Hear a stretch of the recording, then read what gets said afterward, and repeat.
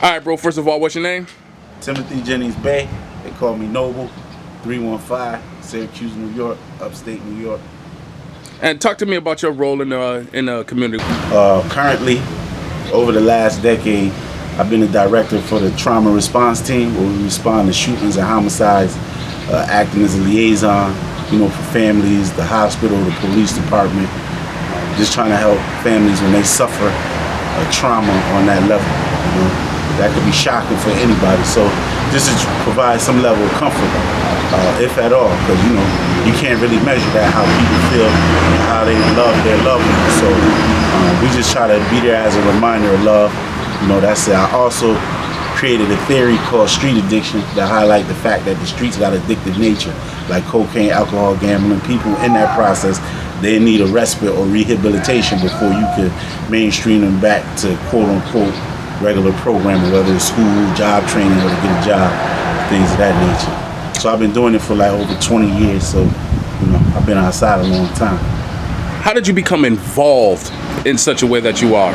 What sparked that thought to say, let me get more involved in my community? Well, I care, right? To do this type of work, you gotta care, like you gotta have a passion for it.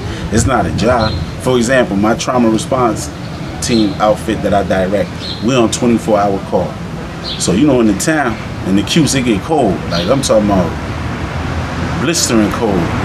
So for me to leave my wife and my son at the house to come out in the community to help another family or another individual, you can't pay me a dollar amount for that.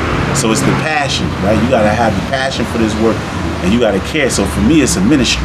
It's not a job. Like if I wasn't getting paid, I still find a way to do this. I was just patient enough to till the soil, and when the Lord saw fit, then economic opportunities come into play. But before I even started getting paid, me and my people, we were doing this on a volunteer basis because we care. Like it's our community, it's our neighborhood. Nobody's gonna come out of the sky. Nobody, not the mayor, the police chief. They play a role, but it's not their responsibility. We live here.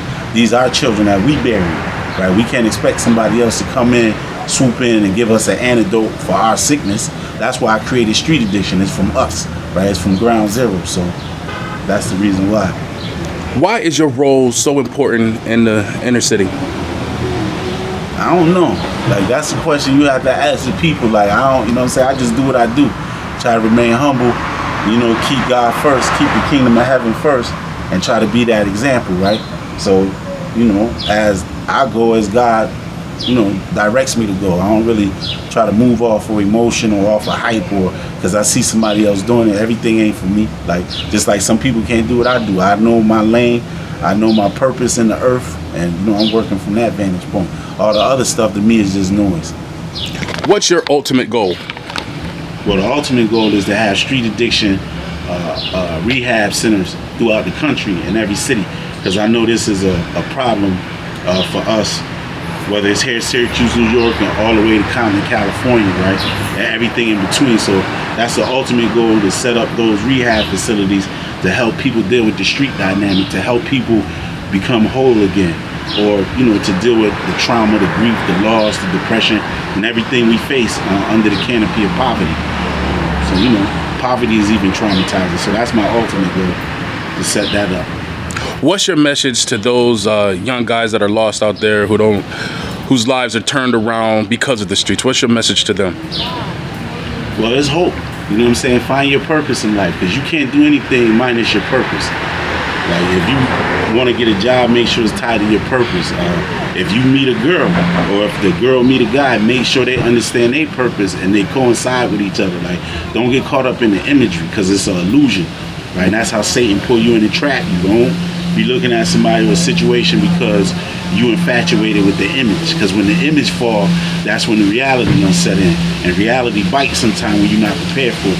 So for young people, just understand your purpose. Like understand your purpose, know where you're going in life, and stick to it, because people try to sidetrack you and get you, off your game. You got to stay on your game, because you know what's good for you, you know what worked for you, and you know what level of truth that you want to stand on, so you can give your message to the world. Because we all born on purpose. It's just whether you recognize it. You're not here just taking up air, walking around, eating, and, running around playing on the planet. You got a purpose right here, and nobody can tell you your purpose. You have to figure that out. There's people along the way that'll help you, and give you indicators or pointers, but at the end of the day, you got to find that quiet spot in your soul and listen to that small, still voice, and you got to find your own purpose and work from that vantage point.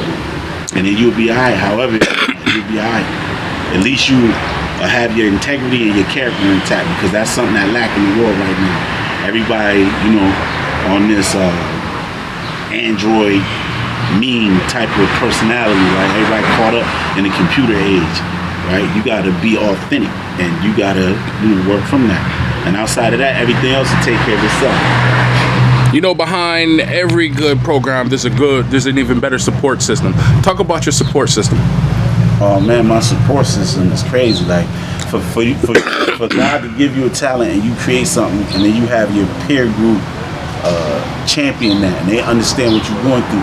Because listen, man, like I work with mothers. Shout out to Mothers Against Gun Violence, Helen Hudson, Leepa Jones, and all the mothers in the community who lost a baby. Like sometimes people make God too spooky, right? For example, I got mothers who come out, get out their bed after they already lost a child, come in the streets with me, helping another family go back to the same hospital where their baby was pronounced dead, or even sometimes go back to the same room and still come out the next day and we smile. Like I don't have to look in the sky for God. Like I find it in that, you heard? Like that's where I find God in that, in the little stuff. And so, that is what it is. Like the mother's the key. All right, bro. Thanks for chopping it up for me these last couple minutes. My boy Twan, H-Bomb. I wasn't gonna leave that off of there. Any best ever to do it up this way. Any final thoughts and feelings, bro? Nah. Just love is the order of the day. You gotta find it. Wherever you find it at, appreciate it. Appreciate the little things. And look for God in everything. And then when you find it, appreciate it and hold it down.